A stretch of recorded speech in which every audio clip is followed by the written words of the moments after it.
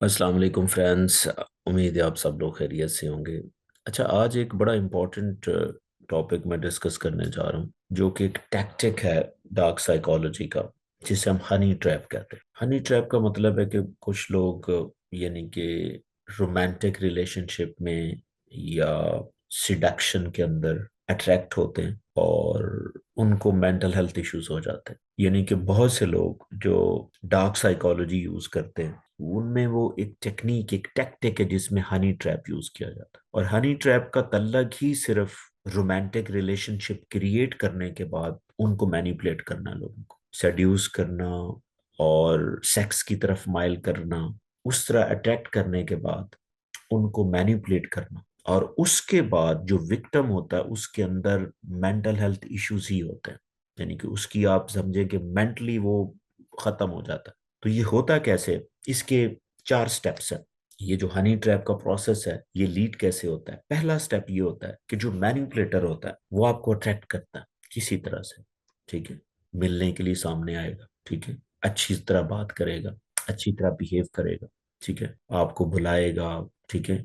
तो आप जब अट्रैक्ट होते हैं ना किसी की तरफ, तो आपके ब्रेन के अंदर एक रिवार्ड पाथवे होता है, जिसे स्पेशली जिससे न्यूरोकेमिकल रिलीज होता है, जिसे हम डोपामीन कहते हैं, वो रिलीज होता है। जब वो रिलीज होता है तो आपको प्लेयर मिलती है। आपको पता है डोपामीन जो है वो प्लेयर हार्मोन।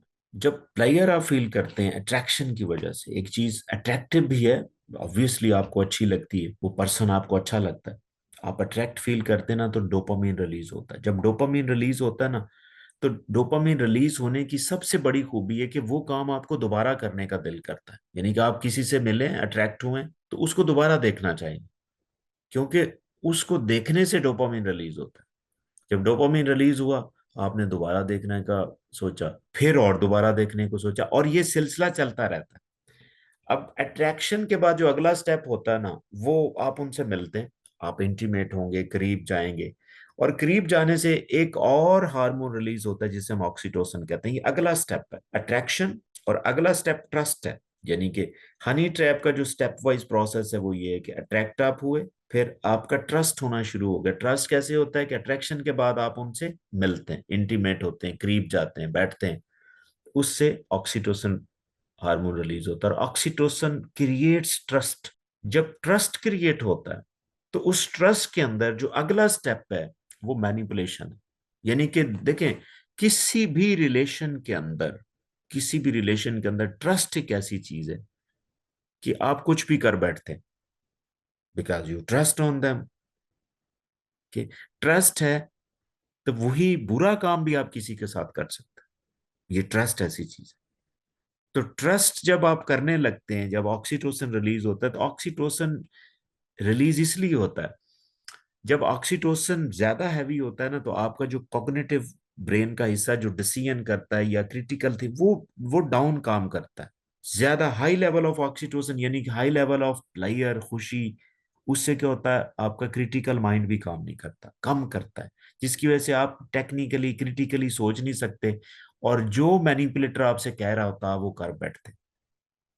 जब आप कर बैठते हैं ना, मैनिपुलेट हो जाते हैं, तो अगला काम आप में फियर स्टार्ट हो जाता है। फियर कि यार ये तो मैंने, ये इसने किसी को बता दिया तो क्या होगा, इसने कहीं बात कर दी तो क्या होगा। फिर इसी फियर के अंदर ये, अब फियर एक विशियस साइकिल है। अब वो मैनिपुलेटर जो करना चाह रहा था उसने कर दिया, अब आप स्ट्रेस में हैं। स्ट्रेस के अंदर अब आपको ये डर है कि अगर मैंने इनकी कोई और बात नहीं मानी तो ये मेरी बात बता भी सकते हैं, उनके पास कोई एविडेंस भी होते हैं। क्योंकि जब आप इंटीमेट हो रहे होते हैं, उस टाइम कोई भी एविडेंस रिकॉर्ड करना बहुत आसान होता है, क्योंकि उस टाइम आपको पता ही नहीं चलता, क्योंकि आपका जो क्रिटिकल माइंड है वो शट ऑफ हो चुका होता है। आपको ख्याल ही नहीं आता कि मैं ये काम कर रहा हूं तो कहीं ये मैं रिकॉर्ड तो नहीं हो रहा। इतनी आप में अवेयरनेस ही खत्म हो जाती या बहुत कम होती। तो भाई जब आप फिर फियर स्टेट में होते हैं, तो आप मुसलसल हर काम करते रहते हैं, और वो हो सकता जाहिर है बुरी चीजें, बुरे काम वो आपसे बार बार बंदा करवा रहा होता है। जब आप बार बार कर रहे होते हैं, तो आपका स्ट्रेस भी बढ़ रहा होता है, और वो स्ट्रेस एंजाइटी को लीड करता है, डिप्रेशन को लीड करता है, ठीक है। और अगर जिस दिन आपने स्टैंड ले लिया, उस दिन हो सकता है वो आपके एविडेंस के साथ आपको और मैनिपुलेट करें। और मैंने ऐसे ऐसे लोग देखे जो इस हनी ट्रैप के चक्कर में आके कई सालों तक मैनिपुलेट होते रहते हैं, कई सालों तक मैनिपुलेट होते रहते हैं। तो इस प्रोसेस को समझें और ऐसी सिचुएशंस के अंदर काइंडली अवॉइड करने की कोशिश करें।